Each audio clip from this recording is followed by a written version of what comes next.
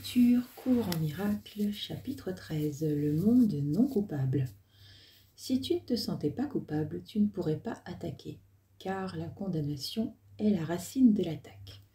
C'est le jugement d'un esprit par un autre comme étant indigne d'amour et méritant d'être puni. Mais en cela réside la division, car l'esprit qui juge se perçoit lui-même comme étant séparé de l'esprit qui est jugé, et il croit qu'en punissant l'autre, lui-même échappera à la punition. Tout cela n'est que la tentative délirante de l'esprit pour se nier lui-même, tout en échappant à la pénalité du déni. Ce n'est pas une tentative pour renoncer au déni, mais pour s'y accrocher. Car c'est la culpabilité qui t'a obscurci le Père, et c'est la culpabilité qui t'a rendu insane. L'acceptation de la culpabilité dans l'esprit du Fils de Dieu fut le commencement de la séparation, comme l'acceptation de l'expiation en est la fin. Le monde que tu vois est le système délirant de ceux que la culpabilité a rendus fous. Regarde attentivement ce monde et tu te rendras compte que c'est ainsi, car ce monde est le symbole de la punition et toutes les lois qui semblent le gouverner sont les lois de la mort. Les enfants y naissent avec douleur, et dans la douleur, ils grandissent en souffrant, et ils apprennent ce que sont le chagrin, la séparation et la mort. Leur esprit semble être emprisonné dans leur cerveau, dont les pouvoirs semblent décliner quand le corps est blessé. Ils semblent aimer, or ils désertent et sont désertés. Ils paraissent perdre ce qu'ils aiment, ce qui est peut-être la plus insane de toutes les croyances. Et leurs corps se flétrissent, agonisent, sont mis en terre et ne sont plus. Il n'en est pas un parmi eux qui n'ait pensé que Dieu était cruel. Si cela était le monde réel, Dieu serait cruel, car aucun père ne pourrait soumettre ses enfants à cela comme prix de leur salut et être aimant. L'amour ne tue pas pour sauver. S'il le faisait, l'attaque serait le salut. Et cela, c'est l'interprétation de l'ego, pas celle de Dieu. Seul le monde de la culpabilité pourrait exiger cela, car seuls les coupables pourraient le concevoir. Le péché d'Adam n'aurait pu toucher personne s'il n'avait pas cru que c'était le Père qui l'avait chassé du paradis. Car dans cette croyance, la connaissance du Père s'est perdue, puisque seuls ceux qui ne le comprennent pas pourraient le croire. Ce monde est une image de la crucifixion du Fils de Dieu, et c'est le monde que tu verras jusqu'à ce que tu te rendes compte que le Fils de Dieu ne peut pas être crucifié. Or, tu ne t'en rendras pas compte jusqu'à ce que tu acceptes le fait éternel que le Fils de Dieu n'est pas coupable. Il ne mérite que l'amour parce qu'il n'a donné que l'amour. Il ne peut pas être condamné parce qu'il n'a jamais condamné. L'expiation est l'ultime leçon qu'il ait besoin d'apprendre, car elle lui enseigne que n'ayant jamais péché, il n'a point besoin de salut. Section 1. Non-culpabilité et invulnérabilité. Plus tôt, j'ai dit que le Saint-Esprit partage le but de tous les bons enseignants dont l'objectif final est de se rendre eux-mêmes non nécessaires en enseignant à leurs élèves tout ce qu'ils connaissent. Le Saint-Esprit ne veut que cela, car partageant l'amour du Père pour son Fils, il cherche à ôter toute culpabilité de son esprit afin qu'il se souvienne de son Père en paix. La paix et la culpabilité sont antithétiques et on ne peut se souvenir du Père que dans la paix. L'amour et la culpabilité ne peuvent coexister.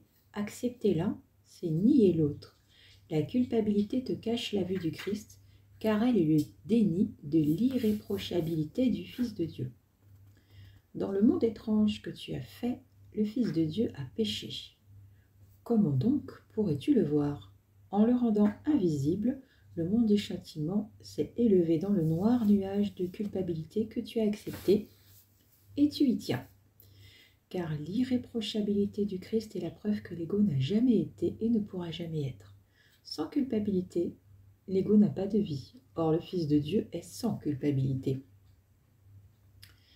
En te regardant toi-même et en jugeant honnêtement ce que tu fais, tu es peut-être tenté de te demander comment tu peux être non coupable. Or, considère ceci. Tu n'es pas non coupable dans le temps, mais dans l'éternité. Tu as péché dans le passé, mais il n'y a pas de passé. Toujours n'a pas de direction. Le temps semble aller dans une direction, mais quand tu en atteindras la fin, il s'enroulera derrière toi comme un long tapis étendu le long du passé, puis il disparaîtra. Aussi longtemps que tu croiras le Fils de Dieu est coupable, aussi longtemps que tu croiras que le Fils de Dieu est coupable, tu marcheras sur ce tapis en croyant qu'il conduit à la mort, et le voyage te semblera long, cruel et insensé, car il l'est. Le voyage que s'est fixé le Fils de Dieu est certes inutile, mais celui que son Père lui fait entreprendre est un voyage de délivrance et de paix. Le Père n'est pas cruel, et son Fils ne peut pas se blesser. La riposte qu'il craint et qu'il voit ne le touchera jamais, car bien que lui-même y croie, le Saint-Esprit connaît qu'elle n'est pas vraie. Le Saint-Esprit se tient à la fin du temps où tu dois être parce qu'il est avec toi. Il a déjà défait tout ce qui est indigne du Fils de Dieu, car telle était sa mission, à lui donnée par Dieu. Or, ce que Dieu donne a toujours été.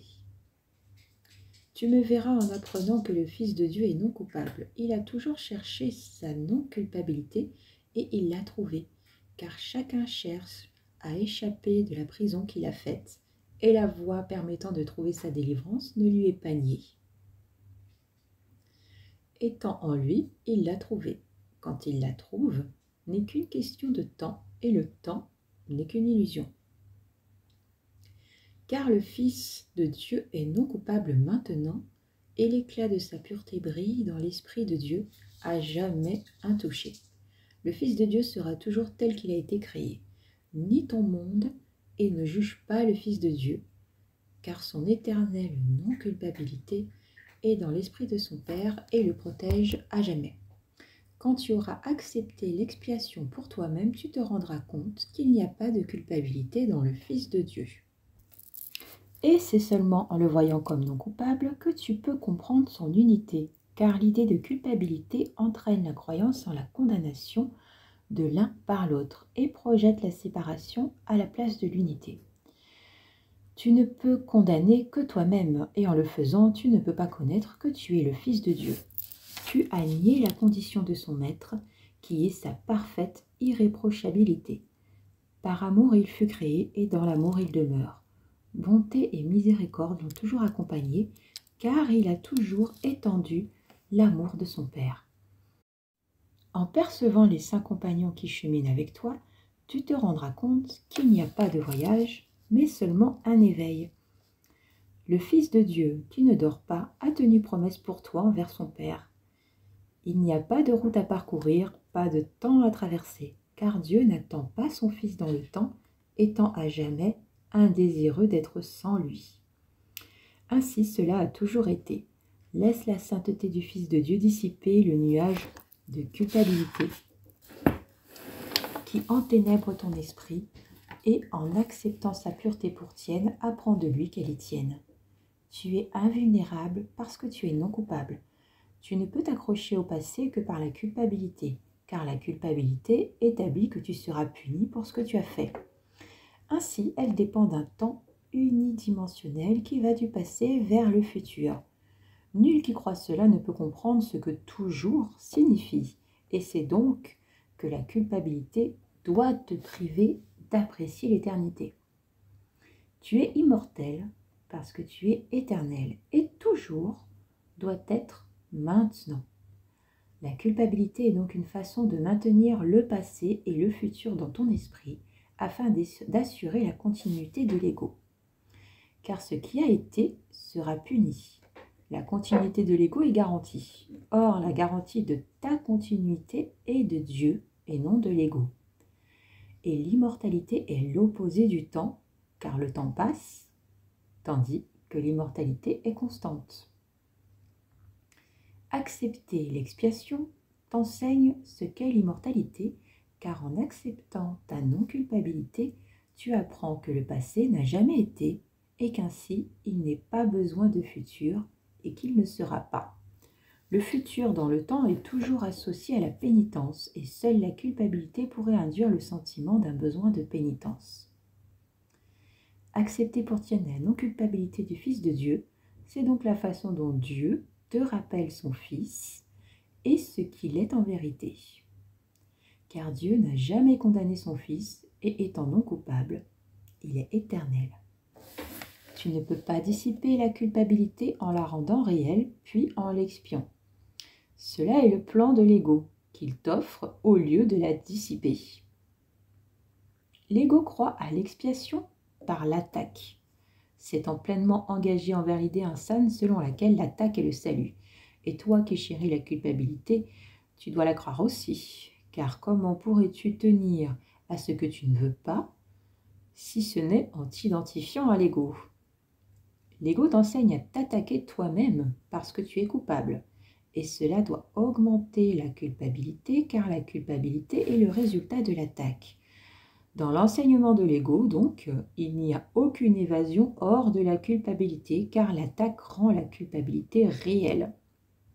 Et oui, si on attaque, c'est qu'on se croit attaqué. Il n'y a aucune façon de la vaincre. Le Saint-Esprit la dissipe simplement par la calme reconnaissance qu'elle n'a jamais été. Le Saint-Esprit nous fait prendre conscience qu'il n'y a jamais eu d'attaque, qu'il n'y en a jamais. Quand il regarde le Fils de Dieu non coupable, il connaît que cela est vrai. Et cela étant vrai pour toi, tu ne peux pas t'attaquer, car sans culpabilité, l'attaque est impossible. La culpabilité est le signe que l'on a basculé dans la peur, et donc dans l'ego, et donc dans l'illusion. Tu es sauvé donc parce que le Fils de Dieu est non coupable. Et parce que tu es entièrement pur, tu es invulnérable. Section 2. Le Fils de Dieu non coupable. Le but ultime de la projection est toujours de se débarrasser de la culpabilité. On projette sur les autres ce qu'on a à l'intérieur en pensant, inconsciemment bien sûr, que ça va nous en débarrasser. Mais ça, c'est une illusion absurde de l'ego. Le mieux, c'est de se rendre compte que ce qu'on projette sur les autres, justement, c'est notre monde intérieur. Donc, c'est nous qui devons enlever le voile de l'illusion. C'est nous qui avons des choses à guérir. Notre vie est un bon reflet de notre état intérieur. Si quelque chose vous déplaît dans votre vie, regardez un peu à l'intérieur ce qui se passe. Ça vous donnera des indices sur ce que vous devez guérir en vous. Guérir avec des gros guillemets, les choses sur lesquelles vous devez enlever le voile de l'illusion. On va plus dire ça comme ça. Or, d'une façon caractéristique, l'ego tente de se débarrasser de la culpabilité uniquement de son point de vue, car autant l'ego veut retenir la culpabilité, autant tu la trouves intolérable puisque la culpabilité fait obstacle à ton souvenir de Dieu, dont l'attraction est si forte que tu ne peux y résister. Sur ce point donc se produit la plus profonde de toutes les divisions, car si tu dois retenir la culpabilité, ce sur quoi l'ego insiste, tu ne peux pas être toi. C'est seulement en te persuadant qu'il est toi que l'ego peut t'induire à projeter la culpabilité et ainsi à la garder dans ton esprit. Considère pourtant comme c'est une étrange solution que cet arrangement de l'ego. Tu projettes la culpabilité pour t'en débarrasser, mais en fait, tu la dissimules simplement. Tu éprouves bel et bien de la culpabilité, mais pourquoi? Tu n'en as aucune idée. Au contraire, tu l'associes à un bizarre assortiment d'idéaux de l'ego qu'il prétend que tu aurais déçu. Or, tu n'as pas idée que c'est le Fils de Dieu que tu déçois en le voyant comme coupable. Croyant que tu n'es plus toi, tu ne te rends pas compte que tu te déçois toi-même. De toutes les pierres angulaires que tu caches, la plus noire tient ta croyance en la culpabilité loin de ta conscience, car en ce lieu secret et ténébreux est la compréhension que tu as trahi le Fils de Dieu en le condamnant à mort. Tu ne soupçonnes même pas que cette idée meurtrière mais insane est cachée là, car la pulsion destructrice de l'ego est si intense que rien de moins que la crucifixion du Fils de Dieu ne peut jamais le satisfaire. Il ne sait pas qui est le Fils de Dieu parce qu'il est aveugle, mais qu'il perçoive la non-culpabilité où que ce soit, et il essaiera de la détruire parce qu'il a peur. Pour une large part, l'étrange conduite de l'ego est directement imputable à la façon dont il définit la culpabilité. Pour l'ego, les non-coupables sont coupables. Ceux qui n'attaquent pas sont ses ennemis, parce qu'en n'accordant pas de valeur à son interprétation du salut, ils sont en excellente position pour en lâcher prise. Ils se sont approchés de la pierre angulaire la plus noire, la plus profonde des fondements de l'ego, et bien que l'ego puisse supporter que tu remettes tout le reste en question, il protège ce seul secret au risque de sa vie, car son existence dépend du maintien de ce secret. C'est donc ce secret que nous devons regarder, car l'ego ne peut pas te protéger contre la vérité, et en sa présence, l'ego est dissipé. Dans la calme lumière de la vérité, reconnaissons que tu crois avoir crucifié le Fils de Dieu. Tu n'as pas admis ce terrible secret parce que tu souhaiterais encore le crucifier si tu pouvais le trouver. Or, le souhait te l'a caché parce qu'il est très attrayant et tu as donc peur de le trouver. Ce souhait de te tuer toi-même, tu t'en es occupé en ne connaissant pas ce qui est et en t'identifiant à autre chose. Tu as projeté la culpabilité aveuglément et sans discrimination, mais tu n'en as pas découvert la source. Car il est vrai que l'ego veut te tuer. Et si tu t'identifies à lui, tu dois croire que son but est le tien. J'ai dit que la crucifixion était symbole de l'ego. Quand il a été confronté à la réelle non-culpabilité de Fils de Dieu, il a tenté de le tuer. Et la raison qu'il a donnée était que la non-culpabilité était un blasphème contre Dieu. Pour l'ego, c'est l'ego qui est Dieu. Et la non-culpabilité doit être interprétée comme l'ultime culpabilité qui justifie pleinement le meurtre. Elle est très importante cette partie, je vais la relire. J'ai dit que la crucifixion était le symbole de l'ego. Quand il a été confronté à la réelle non-culpabilité du Fils de Dieu, il a tenté de le tuer. Et la raison qu'il a donnée était que la non-culpabilité était un blasphème contre Dieu. Pour l'ego, c'est l'ego qui est Dieu, et la non-culpabilité doit être interprétée comme l'ultime culpabilité qui justifie pleinement le meurtre. Tu ne comprends pas encore qu'en dernière analyse, toute peur que tu éprouves relativement à ce cours provient de cette interprétation.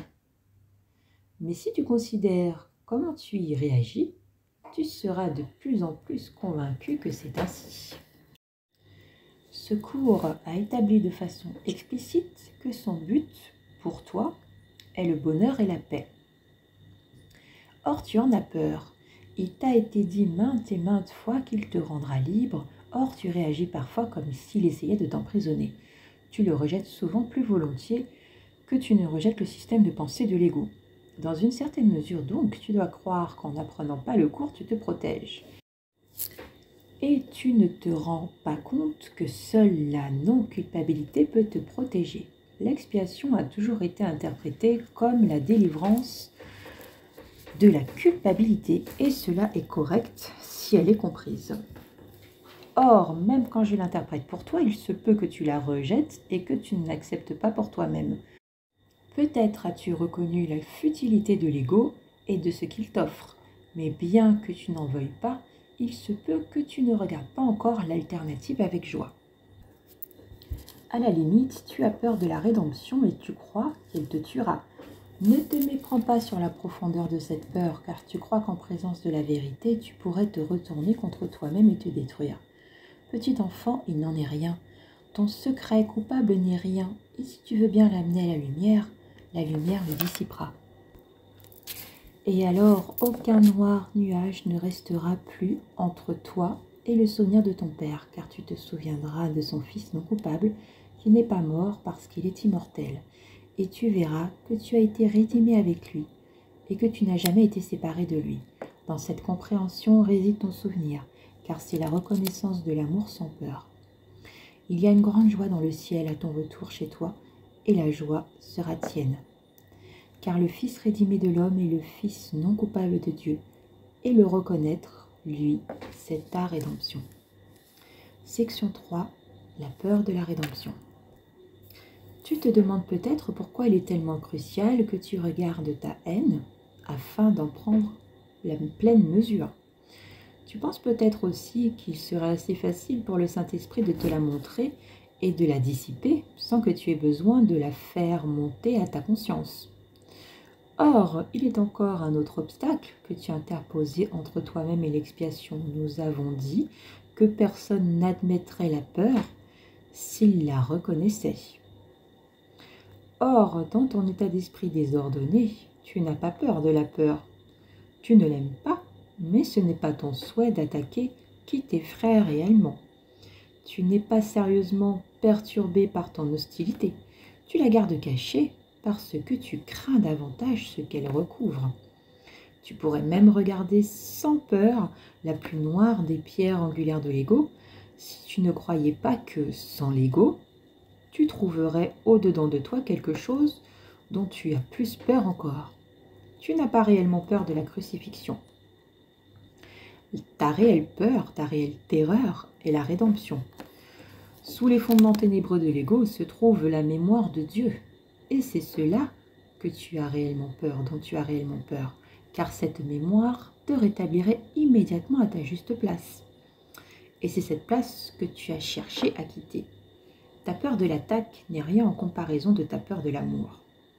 Ta peur de l'attaque n'est rien en comparaison de ta peur de l'amour. Tu serais même prêt à regarder ton souhait brutal de tuer le Fils de Dieu si tu ne croyais pas qu'il te sauve de l'amour, car ce souhait a causé la séparation et tu l'as protégé parce que tu ne veux pas que la séparation soit guérie. Tu te rends compte qu'en enlevant le nuage qui l'obscurcit, ton amour pour ton Père te pousserait à répondre à son appel et à bondir jusqu'au ciel. Tu crois que l'attaque est le salut parce qu'elle t'empêcherait de le faire, car au plus profond de toi, plus loin que les fondements de l'ego et bien plus fort qu'ils ne le seront jamais, il y a ton amour pour Dieu qui brûle d'un feu intense, et le sien pour toi. C'est cela, en réalité, que tu veux cacher. Honnêtement, n'est-il pas plus difficile pour toi de dire « je t'aime » que « je hais » ? Tu associes l'amour à la faiblesse et la haine à la force. Et ton propre réel pouvoir te semble être ta réelle faiblesse.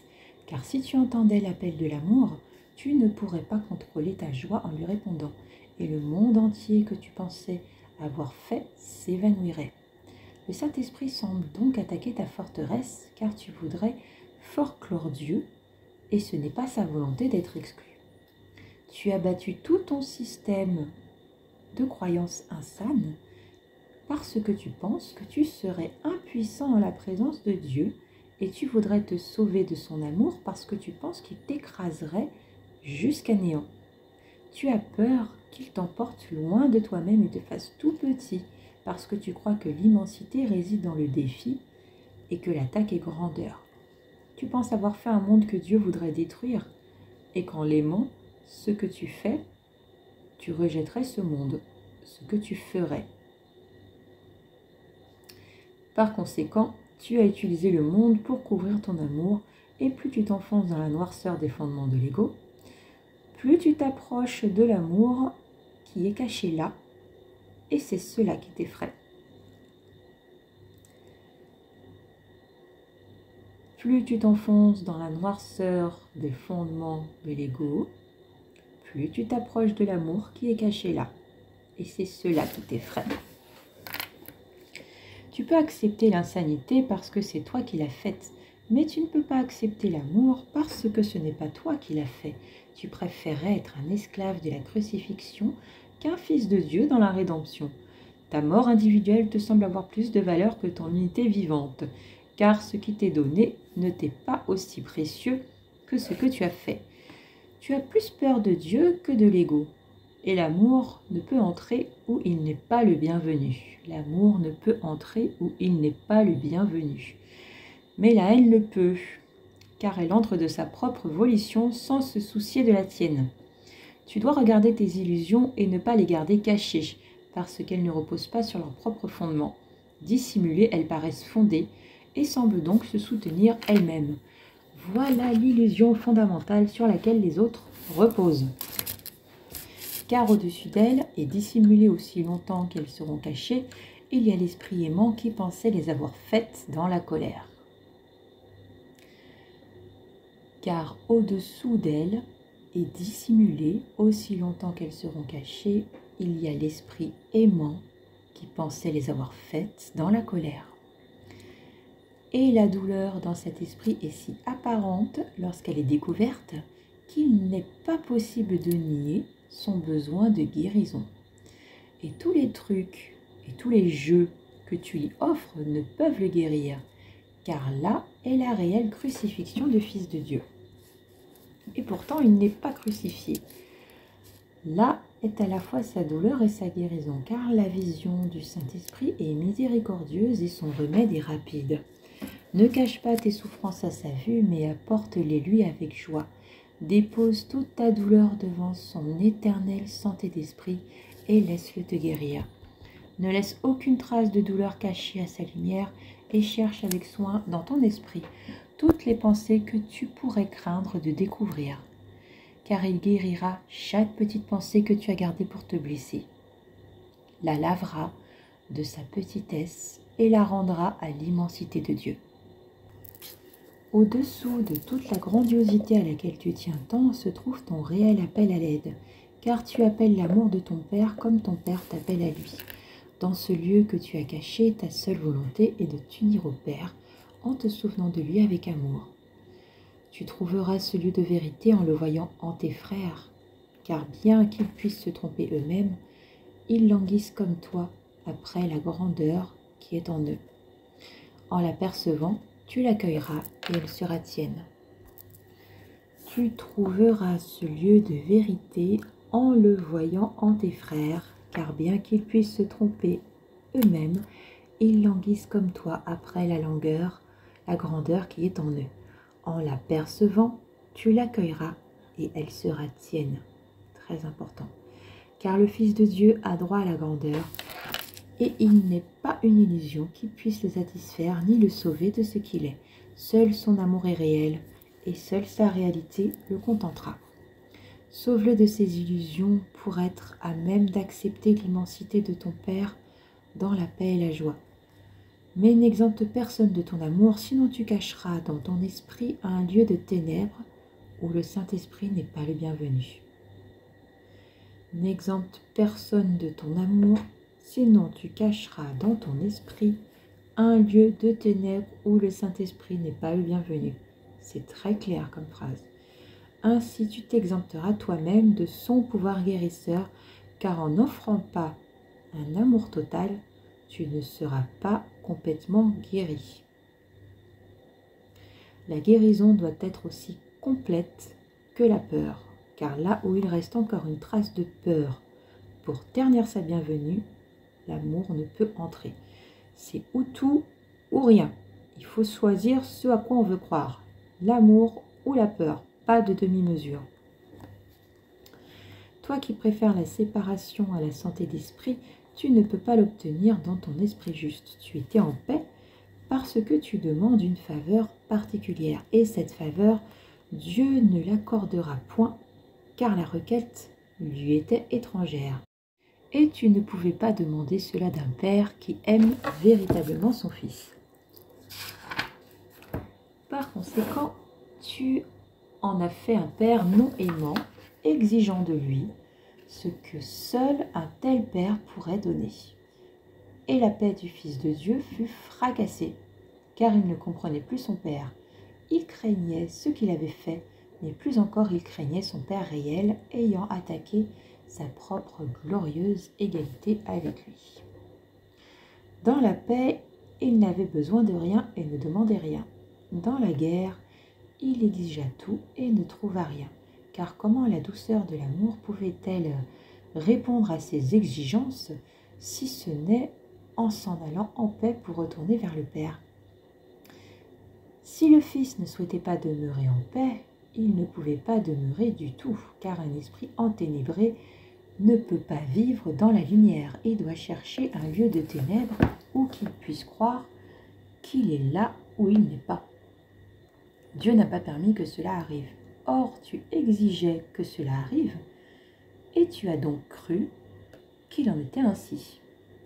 Distinguer, c'est rendre seul, et donc rendre esselé. Dieu ne t'a pas fait cela. Comment pouvait-il te mettre à part, connaissant que ta paix réside en son unité? Il ne t'a nié que ta requête de douleur, car la souffrance n'est pas de sa création. T'ayant donné la création, il ne pouvait pas te la rendre. Il ne pouvait que répondre à ta requête insane par une saine réponse qui demeurait avec toi dans ton insanité. C'est ce qu'il a fait.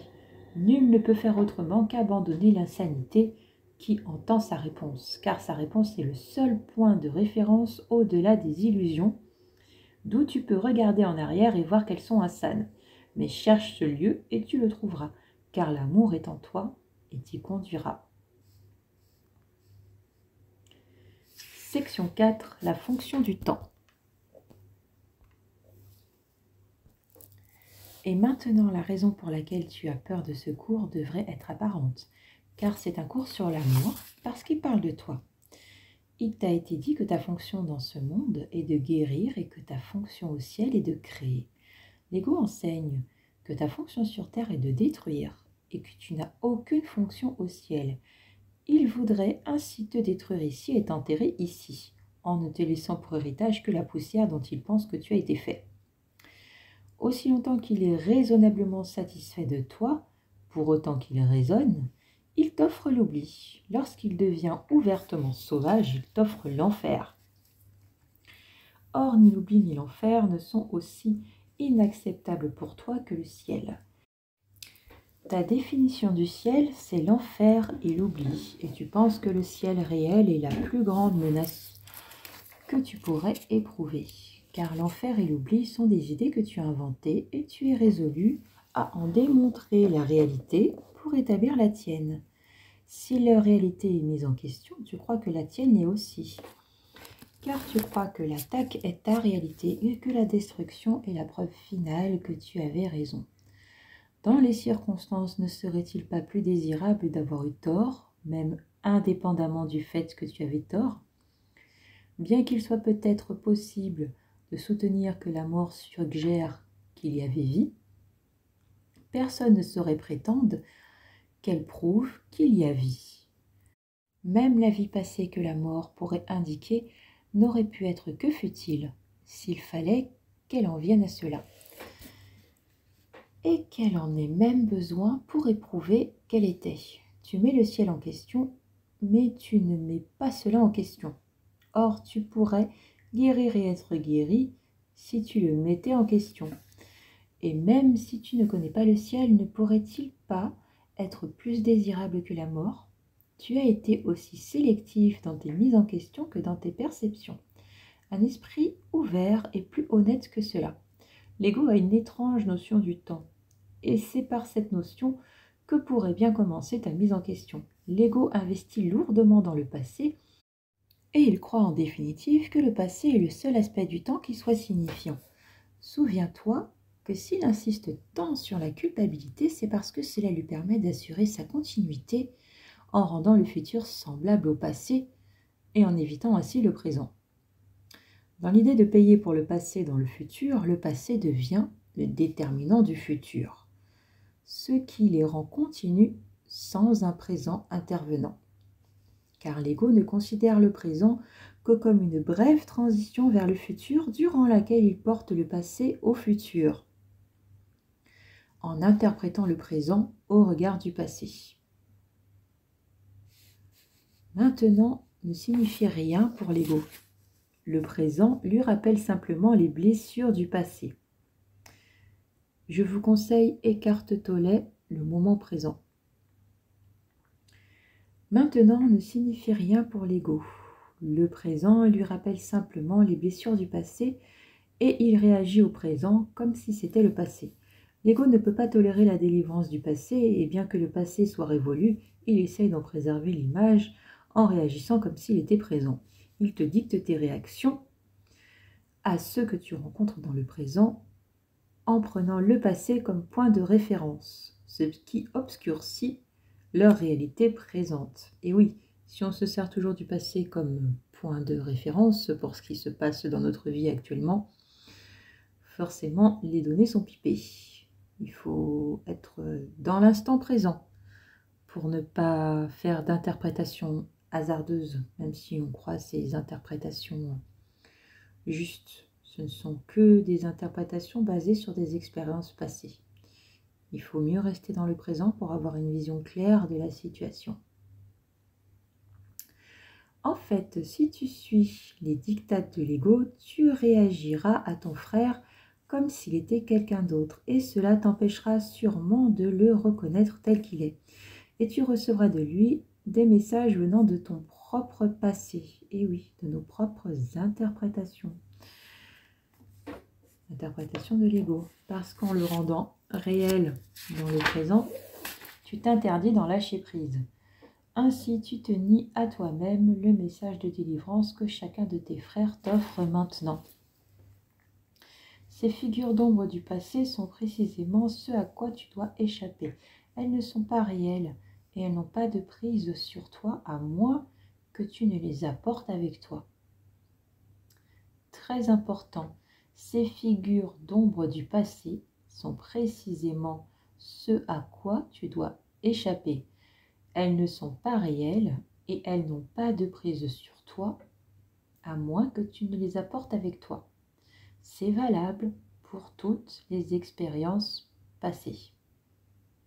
Toutes nos interprétations sur ce qu'on aurait dû ou ce qu'on n'aurait pas dû faire dans le passé, sur notre culpabilité ou notre non-culpabilité, sur notre interprétation de ce que les autres auraient dû faire ou ne pas faire, ou ce qu'on a pensé qu'ils ont fait, tout ça, faut le laisser dans le passé et vivre l'instant présent. Elles ne sont pas réelles et elles n'ont pas de prise sur toi à moins que tu ne les apportes avec toi.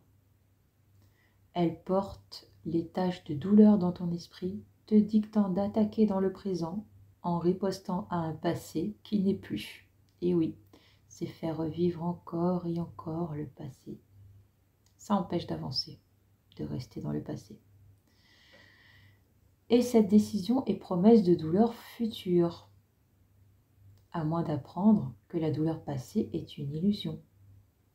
Tu choisis un futur d'illusion et tu perds les nombreuses occasions de délivrance que tu pourrais trouver dans le présent. L'ego voudrait préserver tes cauchemars et t'empêcher de t'éveiller et de comprendre qu'ils sont passés. Reconnaîtrais-tu la sainteté d'une rencontre si tu la percevais simplement comme une rencontre avec ton propre passé? Car tu ne rencontrerais personne. Et le partage du salut, qui rend la rencontre sainte, serait exclu de ta vue. Le Saint-Esprit enseigne que c'est toujours toi-même que tu rencontres. Et la rencontre est sainte parce que tu l'es. L'ego enseigne que c'est toujours ton passé que tu rencontres. Et parce que tes rêves n'étaient pas sains, le futur ne peut pas l'être. Et le présent est sans signification. Il est évident que la perception du temps qu'a le Saint-Esprit est l'exact opposé de celle de l'ego. La raison en est tout aussi claire, car ils perçoivent le but du temps de façon diamétralement opposée. Selon l'interprétation du Saint-Esprit, le but du temps est de rendre le besoin de temps non nécessaire. Il considère que la fonction du temps est temporaire et ne sert qu'à sa seule fonction d'enseignant, laquelle est temporaire par définition. Il insiste donc sur le seul aspect du temps qui se puisse étendre à l'infini, car maintenant, et c'est ce qui te rapproche le plus de l'éternité. C'est dans la réalité de maintenant, sans passé ni futur, que l'éternité commence à être appréciée. car il n'y a que maintenant, ici, et seul maintenant fournit les occasions de saintes rencontres dans lesquelles le salut peut être trouvé. En revanche, l'ego considère que la fonction du temps est de s'étendre à la place de l'éternité. Car comme le Saint-Esprit, l'ego interprète le but du temps comme le sien. La continuité du passé et du futur sous sa direction est le seul but que l'ego perçoit dans le temps, et il se renferme sur le présent afin qu'aucun fossé ne puisse se produire dans sa propre continuité. Sa continuité donc voudrait te garder dans le temps, tandis que le Saint-Esprit voudrait t'en délivrer. C'est son interprétation des moyens du salut que tu dois apprendre à accepter, si tu veux partager le but du salut qu'il a pour toi. Toi aussi, tu interpréteras la fonction du temps comme tu interprètes la tienne. Si tu acceptes que ta fonction dans le monde du temps est de guérir, tu insisteras sur le seul aspect du temps dans lequel ta guérison peut se produire. La guérison ne peut pas s'accomplir dans le passé. Elle doit s'accomplir dans le présent pour libérer le futur. Cette interprétation lie le futur au présent, en étendant le présent plutôt que le passé. Mais si ta fonction, telle que tu l'interprètes, est de détruire, tu perdras de vue le présent et tu t'accrocheras au passé pour t'assurer un futur destructeur. Et le temps sera tel que tu l'interprètes, car de lui-même, il n'est rien. Section 5, les deux émotions. J'ai dit que tu n'avais que deux émotions, l'amour et la peur. L'une est inchangeable, mais continuellement échangée, étant offerte par les éternels aux éternels. Dans cet échange, elle s'étend, car elle augmente en étant donnée. L'autre prend de nombreuses formes, car le contenu des illusions individuelles diffère grandement. Or, elles ont une chose en commun, elles sont toutes insanes. Elles sont faites de vues qui ne se voient pas et de sons qui ne s'entendent pas. Elles composent un monde privé qui ne peut être partagé, car elles sont signifiantes que pour leur faiseur, donc elles n'ont aucune signification. Dans ce monde, leur faiseur se meut seul, car lui seul les perçoit. Chacun peuple son monde de figures tirées de son passé individuel, et c'est pour cela que les mondes privés diffèrent. Je vous recommande les 4 accords Toltec, notamment le 2e et le 3e accord. N'en faites pas une affaire personnelle et ne pas faire de suppositions.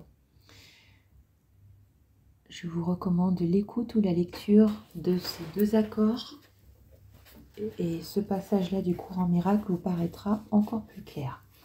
Chacun peuple son monde de figures tirées de son passé individuel et c'est pour cela que les mondes privés diffèrent. Or, les figures qu'ils voient n'ont jamais été réelles car elles sont faites uniquement de ses réactions envers ses frères et n'incluent pas leur réaction envers lui. Et oui, chacun a sa propre interprétation. On ne trouve pas un ego qui soit égal à un autre. Tous les égos sont différents. Donc chacun interprète les choses à sa manière. Ce que vous pensez d'une situation, s'il vous arrive quelque chose, ce que vous pensez et ressentez sera certainement différent de l'interprétation qu'une autre personne aura. Tous les égos diffèrent, chacun a sa propre interprétation. Ça, c'est les lois de l'ego, les lois du monde de l'ego. Par conséquent, il ne voit pas que c'est lui qui les a faites et qu'elles ne sont pas entières, car ces figures n'ont pas de témoin étant perçues dans un seul esprit séparé. C'est par l'entremise de ces étranges figures d'ombre que les insanes sont en relation avec leur monde insane, car ils ne voient que ce qui leur rappelle ces images, et c'est avec eux qu'ils entrent en relation. Alors ils communiquent avec eux, qui ne sont pas là, et ce sont eux qui leur répondent. Et personne n'entend leur réponse, sauf celui qui les a appelés, et lui seul croit qu'ils lui ont répondu. La projection fait la perception. Vous m'avez déjà entendu plusieurs fois dire ça. C'est dit ici dans le cours, la projection fait la perception. Et on projette ce que l'on croit. La projection fait, on projette ce qu'on a à l'intérieur et c'est ce qu'on voit. Et tu ne peux pas voir au-delà de cela. Tu as attaqué ton frère maintes et maintes fois parce que tu voyais en lui une figure d'ombre dans ton monde privé. Tu as attaqué ton frère parce que tu voyais en lui une figure d'ombre dans ton monde privé. C'est ainsi que tu dois d'abord t'attaquer toi-même, car ce que tu attaques n'est pas en autrui. La noirceur que l'on croit déceler chez les autres fait en fait partie de nous. Cela n'a de réalité que dans ton propre esprit, et en attaquant les autres, tu attaques littéralement ce qui n'est pas là. Ceux qui délirent peuvent être très destructeurs, car ils ne reconnaissent pas qu'ils se sont condamnés eux-mêmes. Ils ne souhaitent pas mourir et pourtant, ils ne veulent pas lâcher prise de la condamnation. Ainsi, ils se séparent dans leur monde privé où tout est désordonné et où ce qui est au-dedans semble être au-dehors. Ça, c'est un réflexe de protection de l'ego, projeté à l'extérieur, comme ça, oh là là, ça ne m'appartient pas. Regardez, c'est les autres. Ben, en fait, si. Or, ce qui est au-dedans, ils ne les voient pas, car ils ne savent pas reconnaître la réalité de leurs frères. Tu n'as que deux émotions, mais dans ton monde privé, tu réagis à chacune d'elles comme si c'était l'autre. Car l'amour ne peut pas demeurer dans un monde à part, où quand il vient, il n'est pas reconnu. Si tu vois ta propre haine comme étant ton frère, tu ne le vois pas. Chacun s'approche de ce qu'il aime et recule devant ce qu'il craint. Or, tu réagis à l'amour avec crainte et tu t'en éloignes. Pourtant, la peur t'attire, et croyant que c'est l'amour, tu l'appelles à toi. Ton monde privé est rempli de figures de la peur que tu y as invitées, et tout l'amour que t'offrent tes frères, tu ne le vois pas. Quand tu regardes ton monde les yeux grands ouverts, il doit te venir à l'esprit que tu t'es retiré dans l'insanité. Tu vois ce qui n'est pas là, et tu entends ce qui ne produit pas de son. Tes manifestations d'émotions sont l'opposé de ce que sont les émotions.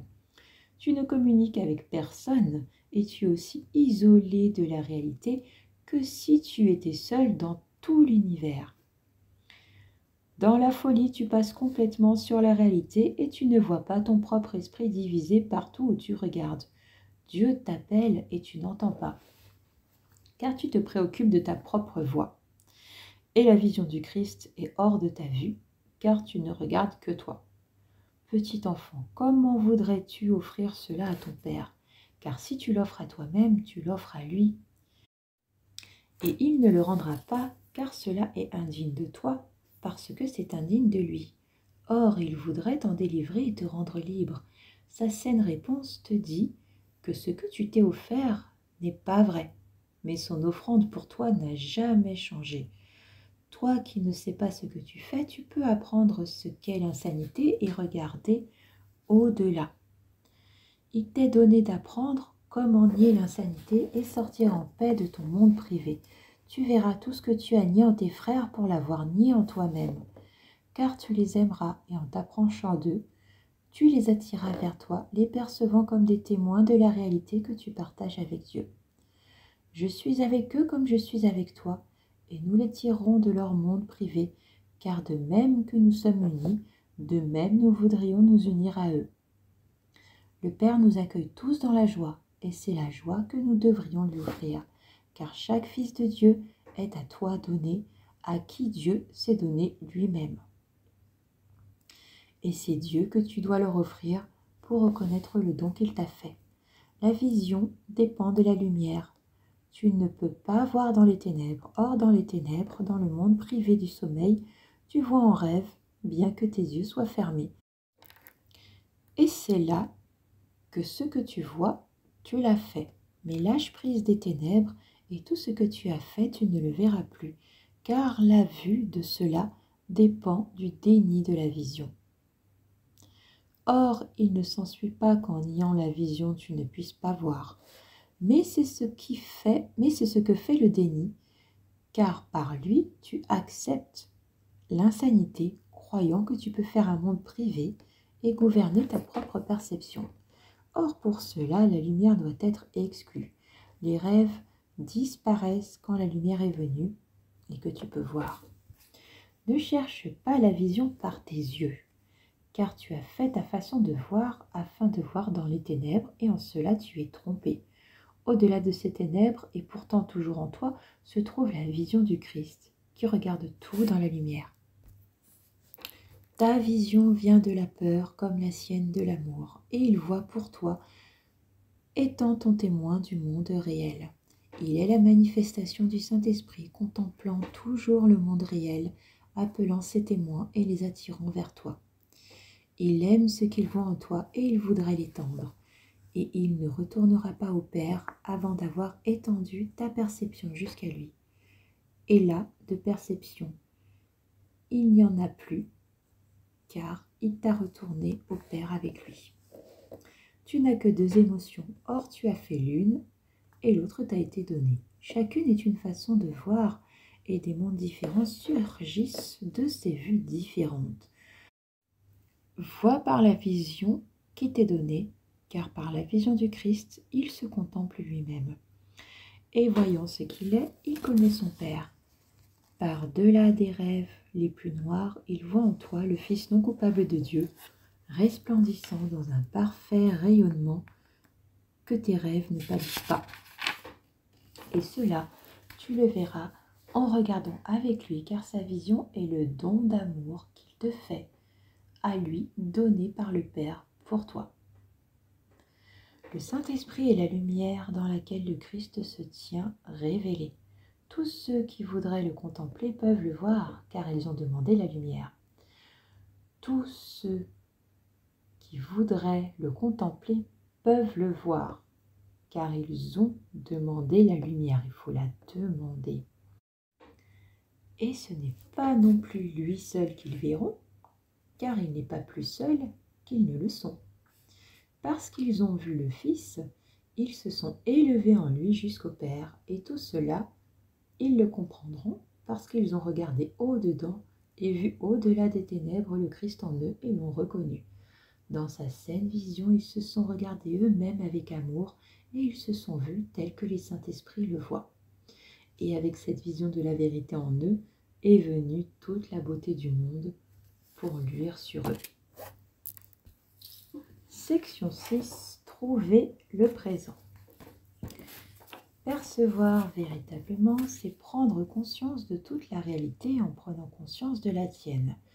Mais pour cela, aucune illusion ne peut monter pour s'offrir à ta vue, car la réalité ne laisse aucune place pour quelque erreur que ce soit. Cela signifie que tu perçois ton frère uniquement comme tu le vois maintenant. Son passé n'a pas de réalité dans le présent. Voir son frère comme il est maintenant et pas se baser sur le passé. Je reprends. Cela signifie que tu perçois ton frère uniquement comme tu le vois maintenant. Son passé n'a pas de réalité dans le présent, donc tu ne peux pas le voir. Tes réactions passées envers lui ne sont pas là non plus. Et si c'est à elle que tu réagis, tu ne vois de lui qu'une image que tu as faite et que tu chéris au lieu de lui. Dans ta remise en question des illusions, demande-toi s'il est vraiment sain de percevoir ce qui fut comme étant maintenant. Et en regardant ton frère, tu te souviens du passé. Tu seras incapable de percevoir la réalité qui est maintenant. Si en regardant ton frère, tu te souviens du passé, tu seras incapable de percevoir la réalité qui est maintenant. Tu considères qu'il est naturel d'utiliser ton expérience passée comme point de référence pour juger le présent. Or, cela n'est pas naturel parce que c'est du délire. Quand tu auras appris à regarder chacun sans aucune référence au passé, soit le sien ou le tien, tel que tu l'as perçu, tu seras capable d'apprendre de ce que tu vois maintenant. Car le passé ne peut pas projeter d'ombre pour enténébrer le présent, à moins que tu n'aies peur de la lumière. Et c'est seulement si tu as peur que tu choisiras d'apporter les ténèbres avec toi et en les gardant dans ton esprit, de les voir comme un sombre nuage qui enveloppe tes frères et te cache la vue de la réalité. Ces ténèbres sont en toi. Le Christ tel qu'il t'est révélé maintenant n'a pas de passé, car il est inchangeable et dans son inchangeabilité réside ta délivrance. Car s'il est tel qui fut créé, il n'y a pas de culpabilité en lui. Aucun nuage de culpabilité n'est monté pour l'obscurcir. Et il se tient révélé en chacun de ceux que tu rencontres, parce que c'est par lui-même que tu le vois. Naître à nouveau, c'est lâcher prise du passé en regardant le présent sans condamnation. Naître à nouveau, c'est lâcher prise du passé en regardant le présent sans condamnation. Le nuage qui t'obscurcit le Fils de Dieu, c'est le passé. Et si tu veux qu'il soit passé et disparu, tu ne dois pas le voir maintenant. Si tu le vois maintenant dans tes illusions, il n'a pas disparu de toi, bien qu'il ne soit pas là. Le temps peut délivrer aussi bien qu'emprisonner, selon que tu utilises l'interprétation de l'un ou de l'autre. Passé, présent et futur ne sont pas continus, à moins que tu ne leur imposes une continuité. Tu peux les percevoir comme étant continus et les rendre tels pour toi, mais ne te trompe pas et ne va pas croire qu'il en est ainsi. Car c'est du délire de croire que la réalité est telle que tu veux qu'elle soit selon l'usage que tu en fais. Tu voudrais détruire la continuité du temps en le morcelant en passé, présent et futur pour arriver à tes propres fins. Tu voudrais anticiper le futur en te basant sur ton expérience passée et planifier en conséquence. Or, en faisant cela, tu alignes le passé et le futur, et tu ne permets pas au miracle qui pourra intervenir entre eux de te libérer afin que tu naisses à nouveau. Le miracle te permet de voir ton frère sans son passé, et donc de le percevoir comme né à nouveau. Ses erreurs sont toutes passées, et en le percevant sans elles, tu le délivres, et puisque son passé est le tien, tu partages cette délivrance. Ne laisse aucun noir nuage surgi de ton passé t'obscurcir ton frère, car la vérité réside seulement dans le présent, et tu la trouveras si tu la cherches. Tu l'as cherchée où elle n'est pas, et par conséquent, tu ne l'as pas trouvée. Apprends donc à la chercher où elle est, et elle apparaîtra à des yeux qui voient. Ton passé a été fait dans la colère. Et si tu l'utilises pour attaquer le présent, tu ne verras pas la liberté que contient le présent.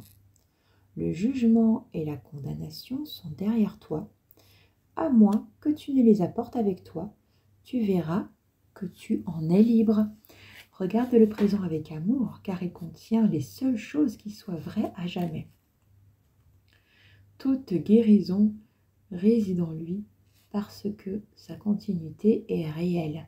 Il s'étend en même temps à tous les aspects de la filialité et leur permet ainsi de se rejoindre. Le présent est avant que le temps fût, et il sera quand le temps ne sera plus. En lui sont toutes choses qui sont éternelles, et elles ne font qu'un. Leur continuité est intemporelle et leur communication est ininterrompue, car elles ne sont pas séparées par le passé. Seul le passé peut séparer, et il n'est nulle part. Le présent t'offre tes frères dans la lumière qui voudraient t'unir à eux et te libérer du passé. Voudrais-tu donc leur reprocher le passé? Car si tu le fais, tu choisis de rester dans les ténèbres qui ne sont pas là, et tu refuses d'accepter la lumière qui t'est offerte. Car la lumière de la vision parfaite est librement donnée comme elle est librement reçue. Et elle ne peut être acceptée que sans limite. Dans cette unique et quiète dimension du temps qui ne change pas, où il n'y a pas trace visible de ce que tu étais, tu regardes le Christ et appelles ses témoins à luire sur toi parce que tu les as appelés. Et ils ne nieront pas la vérité pour toi parce que tu l'as cherchée en eux et tu l'as trouvée là. Maintenant est le seul temps du salut, car maintenant est la délivrance du temps. Tends la main à tous tes frères et touche-les avec le toucher du Christ. Dans l'union intemporelle avec eux se trouve ta continuité, ininterrompue parce qu'entièrement partagée. Le Fils non coupable de Dieu n'est que lumière. Il n'y a de ténèbres nulle part en lui, car il est entier. Appelle tous tes frères à témoigner de son entièreté, comme je t'appelle à te joindre à moi. Chaque voix a sa partie dans le chant de la rédemption. Chaque voix a sa partie dans le chant de la rédemption. L'hymne de joie et de grâce rendu pour la lumière du Créateur de la lumière. La sainte lumière qui irradie du Fils de Dieu témoigne que sa lumière est de son Père. Luis sur tes frères en mémoire de ton Créateur, car tu te souviendras de lui en appelant les témoins de sa création. Ceux que tu guéris portent témoignage de ta guérison, car dans leur entièreté tu verras la tienne. Et quand les hymnes de louange et de joie s'élèveront vers ton Créateur, il te rendra ta gratitude dans sa claire réponse à ton appel, car il n'arrivera jamais que son Fils l'appelle et reste sans réponse. Son appel à toi n'est que ton appel à lui, et en lui, c'est sa paix qui te répond.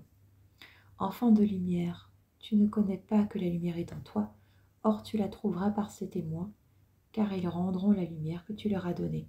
Chaque frère que tu vois dans la lumière, rapproche ta lumière de ta conscience.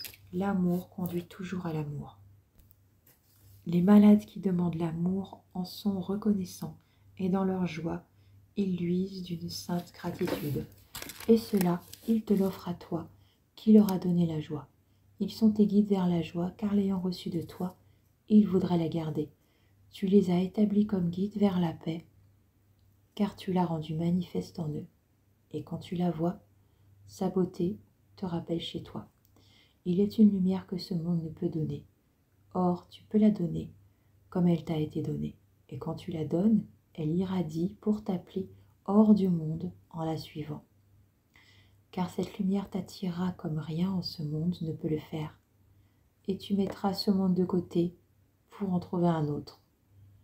Cet autre monde resplendit de l'amour que tu lui as donné. Et là, tout te rappellera ton Père et son Saint-Fils. La lumière est illimitée et elle se répand sur ce monde en joie tranquille. Tous ceux que tu as amenés avec toi luiront sur toi, et tu luiras sur eux avec gratitude parce qu'ils t'ont amené là. Ta lumière se joindra à la leur en une puissance si irrésistible qu'elle tirera les autres des ténèbres lorsqu'on ton regard se posera sur eux. T'éveiller au Christ, c'est suivre les lois de l'amour pour ta libre volonté et dans la quiète reconnaissance de la vérité en elle. L'attraction de la lumière doit t'attirer de ton plein gré et le désir est démontré en donnant. Ceux qui acceptent l'amour de toi deviennent volontiers les témoins de l'amour que tu leur as donné et ce sont eux qui te l'offrent. Dans le sommeil, tu es seul et ta conscience est restreinte à toi-même. Et c'est pourquoi viennent les cauchemars. Tu rêves d'isolement parce que tes yeux sont fermés. Tu ne vois pas tes frères et dans les ténèbres, tu ne peux pas voir la lumière que tu leur as donnée. Et pourtant, les lois de l'amour ne sont pas suspendues parce que tu dors. À travers tous tes cauchemars, tu les as suivis et tu as donné fidèlement car tu n'étais pas seul. Même dans le sommeil, le Christ t'a protégé, t'assurant le monde réel à ton réveil. Et en ton nom, il a donné pour toi et t'a donné les dons qu'il a donnés. Le Fils de Dieu est encore aussi aimant que son Père, en continuité avec son Père. Il n'a pas de passé à part de lui. Ainsi, il n'a jamais cessé d'être le témoin de son Père et de lui-même. Bien qu'il ait dormi, la vision du Christ ne l'a pas quitté. Et c'est ainsi qu'il peut appeler à lui les témoins qui lui enseignent qu'il n'a jamais dormi. Fin de la première partie du chapitre 13. La semaine prochaine, nous reprendrons du chapitre 7 au chapitre 11. Passez un très beau dimanche, une excellente semaine et puis à la semaine prochaine.